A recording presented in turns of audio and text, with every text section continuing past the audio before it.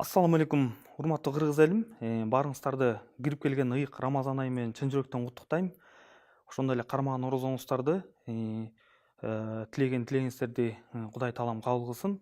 Мен бүгүн бул жерге биз айды чапчышыбыз керек, же болбосо кыргыз каганатын курушубуз керек, же болбосо биз Кыргызстанды Дубайдан ашып жиберишибиз керек деп бир чоң сүйлөгөндөн мурда биз коомубузда болуп аткан бир эки жөнөкөй эле маселеге токтолгум келип турат. Бул эки кичинекей маселе. Бул бешиктеги баладан баштап биздин падышабызга чейин кедергисин, зыянын тийгизип атат. Ушу эки нерсе менен биз маани берип карабасак, бул көлөкөдө калып кетип, биз бөлөк эле нукка багыт алып атабыз.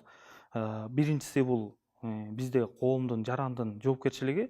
Анан экинчиден намыстуулук тууралуу кеп кылып берейин кичине. Бул балким мен бул жерге өзүм асмандан түшүп келип бир апа-бак болуп силерге насаат айтып ийин деген жерим жок. Балким менин айткан сөздөрүм өзүмө дагы, балким сиздерге да жардам берет деген ишеничтемин. Албетте коомубузда баары эле жоопкерчилиги жок, же болбосо намыссыз деп айткандан алысмын. Коомубузда да өтө патриот, мыкты, чынчыл, намыскөй агаларыбыз бар. Анан ушул биринчи мен жоопкерчилик тууралуу айтайын. Эгер адамда жоопкерчилик кетсе, намыс кетет. Эгер намыс кетсе, бизде үй бүлө бузулат. Үй бүлө бузулса, улут бузулат. Улут бузулса, мамлекет жоголот. Бул ушундай майда нерсе. Бизде бир кыргызда сөз бар. Башталат баары майдадан, байкабайт аны майдадам дейт. Биздин биздин акыныбыздын да бир айткан сөзү бар. Бир таканын айынан бир аргымак чалынат, бир аргымак айынан бир элдин башы алынат, бир элердин айынан бүтүн эл жого багынат дейт. Ошол сыяктуу кичинекей эле нерседен биз чоң нерсеге айланып кетип атат. Жоопкерчилик маселесине келгенде, биз мисалы эң элементардуу түрдө биз эң биринчи ар бир эркек үй бүлөсүнө жоопкерчилик болуш керек. Андан кийин коомдун алдында анан өзүнүн укуктук жоопкерчилик болуш керек. Бизде болсо мисалы эң негизгиси азыр бизде мен социалдык баракчалардан, комментарийлерден окуп калам. Ар кандай байма-бай күндө бизден кыргыз кыздарыбыз Турцияда сойкулук кылып атат, бул жерде мындай болуп атыптыр деп чыккан маалыматтарга биздин эркектер мынакей бул сойкулар деп кол менен көргөзүп, булар бузуку, буларды камаш керек деген сыяктуу бир агрессивдүү бир комментарийлер калтырганын көрөм. Бирок ушул бир эле сөмөй нары караса, калган 3 манжа өзүн карап атат да. Мындайча айтканда, бул коомубузда кыргыздын эркектеринин жоопкерчилиги калбай калган себептен биздин коомубузда жада калса кыздарыбыз дагы запкы чегип атат. Үй бүлөдө өзү ата деги эле эркек жоопкерчиликтүү. Биздин мисалы сыртка кеткен мигранттардын көпчүлүгү мисалы теңи мисалы аял заты болушу мүмкүн да. Алар ошого мисалы биздин кээ бир ушундай эркектерибиз бар. Үйдө жатып, карындашынын Россияда иштеп аткан, аялынын салып ийген акчасы менен жан баккан эркектер бар. Бул коомубузда бул чоң көйгөй. Анан ал эркекти ойлондурбайт, мисалычы. Ал кандай мээнет менен таап атат? Балким сойкулук кылып атат, балким бир жетекчинин күндө бир эл укпаган бир жаман оор сөздөр менен иштеп акча таап атышы мүмкүн да. Бирок ал нерсе, бул нерсе бизде эркектерди ойлондурбай атат да. Анан экинчиси бул ар намыс. Намыс өзү экиге бөлүнөт да. Ар намыс анан кур намыс депчи. Бизде ар намыс эмес, кур намыс басымдуулук кылган себептен бизде мисалы миграциядан түшкөн, мисалы ополтодой акча которулуп келет экен мигранттардан. Бирок ошондой эле сумма кайра бизде той ашкы менен чыгып кетет экен да, ар кандай чыгымдар мененчи. Бул эмне десе, кур намыс менен кетип атат да. Кур намыс дегенибиз мисалы бизде кээ бир эркектерибиз бар, 18 жаштан мектепти бүткөндөн кийин Орусияга иштегени кетет. Убакыт өткөндөн кийин мисалы 30га чейин иштеп тапкан акчасын алып келип бир күндө чачып жок кылат да. Же кредитке алып үйлөнөт. Бул уже кур намыс да. Бул эмнени билдирет? Эл ушунун тою өтө мыкты өттү. Ушунун кардешине мынча машина жүрдү деген сөздү угуш үчүн мындайча айтканда эгер адам 100ке чыкса, ошонун 1/10 бөлүгүн өмүрүн арнаган акчасын, тапкан акчасын жок кылып жиберип атат да. Бул чоң трагедия десек болот. Анан эркектин ошол жоопкерчилигинде менде бир жакшы нерсе айтайын дедим эле да, бул биз ушул нерсени кантип кайра калыбына келтиребиз? Жоопкерчилик менен намысты. Албетте бул биринчиден биринчи үй бүлөдөн башталат.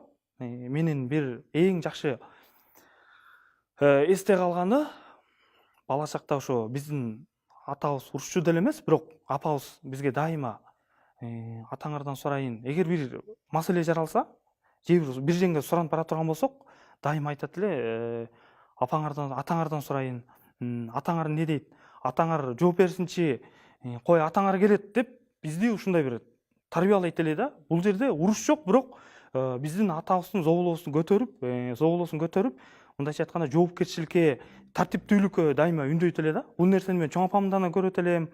Кудайга шүгүр, менин келинчегимде да ушул нерсе бар да. Мисалы, мен үйгө келгичекте тамак жасаса да күтөт, кой атаңар келсин, атаңар осы түймөнчө силер жебей тургула деген сыяктуу бир жакшы насааттарды дайыма айтат да.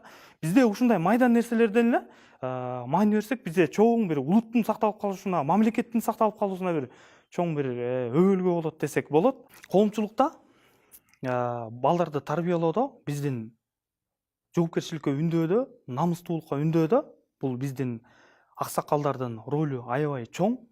Эмне дегенде, мисалы, Жомарт Бөкөнбаевдин Чептенердин күчүбек деген поэмасы бар да. Бул өтө чакан болгону менен бүтүндөй бир идеологияда, бир кыргыздын идеологиясын камтыган бир сөз жатат да бул жердечи.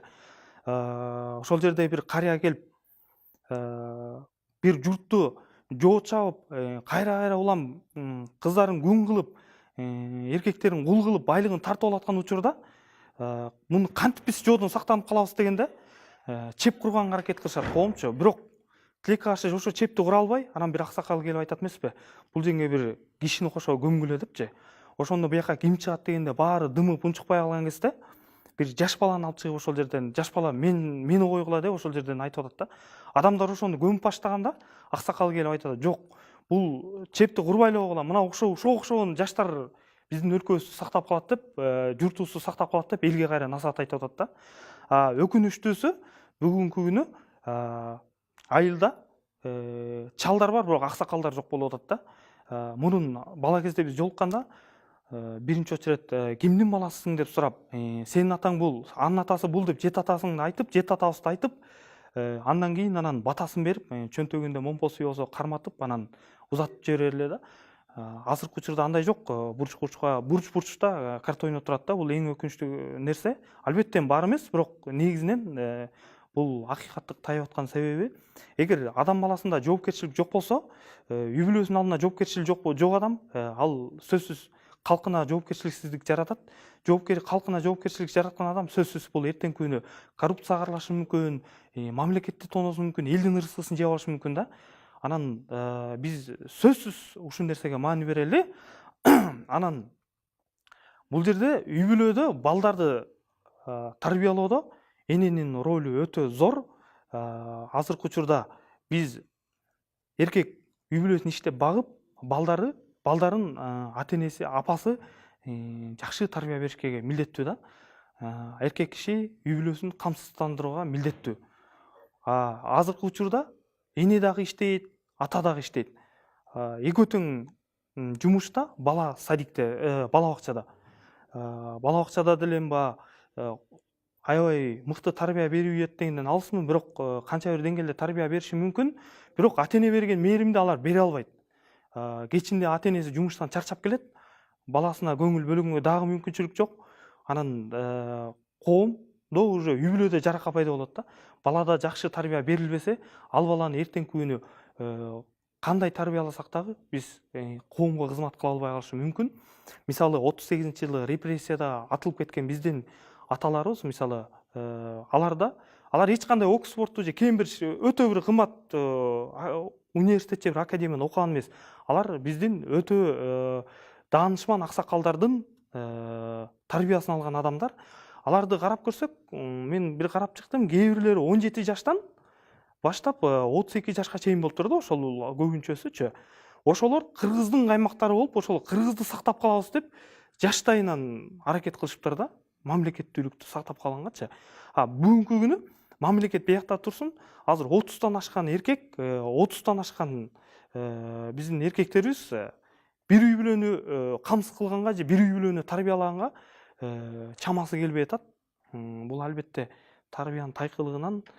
Мен бир ушундай чолпон аталык бир агабызга жолугуп калып, а кишиден сурадым: сиз каякта турасыз десем, а киши: мен Нарында жашайм дейт. Сиз өзүңүз Көлдөн болот экенсиз, эмне үчүн Нарында жашайсыз десем, мен балдарыма татыктуу тарбия бериш үчүн Нарынга көчүп бардым дейт да. Эмне Көлдөн тарбия берсе болбойбу десем, жок, болсо керек, бирок мен Чолпон атада тургандыктан ал жерде жайкысын эс алуучулар келет. Мен ошол деңгээлде балдарымдын жылаңач адамдарды көрүп чоңоюшун каалаган жокмун. Ошол себептен мен балдарымды Нарынга көчүрүп кеттим дейт да. Мен Нарындан эле жашасам болот экен депчи. Туура биз бүгүнкү күнү өзгөчө мен мигранттарга кайрылат элем. Биздин өзүңөр акча таап балдарды окутабыз деп өзүңөр Орусияда иштеп жүрөсүңөр, бирок бүгүнкү күнү балдарыңар бул жакта кандай тарбия алып атканын силер билбейсиңер. Бул жакта мисалы күн байма-бай уже массалык маалымат каражаттарынан чыгып атат. Бирөөнүн баласын сүйрөтүптүр, бирөөнүн баласын көгөл алып сабап коюптур, бирөөнүн баласын кызын зордуктап коюптур деп мындай бир аябай оор, мындай адам оосун алгыс сөздөр менен бир мындай кырсыктар болуп атат. Мен айтат элем ошол мигранттарга: келгиле биз Кыргызстанга келип, биз кара нан жейли, бирок балдарыбызды татыктуу тарбия берели да. Биз үлкөн жашоодо жашабасак да, балдарыбызды жакшы тарбия берсек, алар эртеңки күнү Кыргызстанды өнүктүрөт. Ошолор жоопкерчиликтүү болуп чыкса, ошолор мамлекетти өнүктүрөт. Азыркы учурда ата-энелер биз балдарды багып атабыз деп сөз айтып атат. Бул ата-энелердин билбеген акыбалда ушул сөздү туура айтып атат да. Бала багылбайт, бала тарбияланат.